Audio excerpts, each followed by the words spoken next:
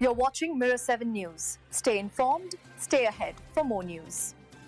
It was a night to remember in Pittsburgh, as the Steelers' defense turned back the clock and reminded everyone why it's still one of the most feared units in the NFL. In a 27-20 win over the Indianapolis Colts, the Steelers completely flipped the script, shaking off a recent slump and delivering a dominant defensive showcase that left the Colts reeling. Coming into the game, Indianapolis had been on a 4-game winning streak and was sitting at the top of the AFC standings. But by the end of Sunday night, that momentum came crashing down, largely due to 6 costly turnovers. Quarterback Daniel Jones, who had been solid all season, suddenly looked like a man under siege. He threw 3 interceptions and lost 2 fumbles, most of which came under heavy pressure from a rejuvenated Steelers defense. Pittsburgh had been criticized heavily over the past few weeks, especially after back-to-back losses to Cincinnati and Green Bay. But this time, they came out determined to prove a point.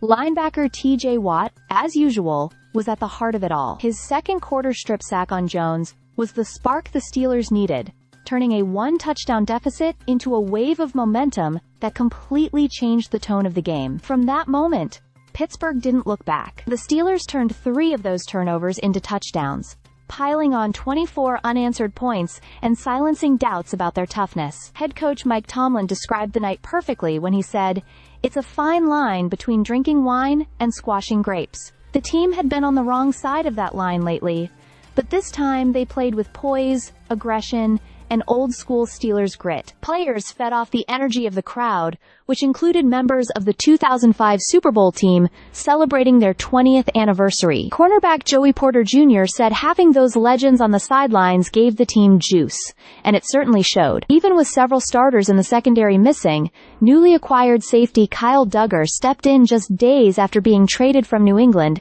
and made an immediate impact, earning a game ball from Tomlin. Daniel Jones, meanwhile, took full responsibility for the loss, admitting he needed to get the ball out quicker under pressure. The Colts' offense never found its rhythm, and even star running back Jonathan Taylor was held to just 45 yards, the lowest of his season. Despite the disappointment, Colts coach Shane Steichen remained positive, saying he still has a ton of faith in his offense. For the Steelers, though, this was about more than just a win.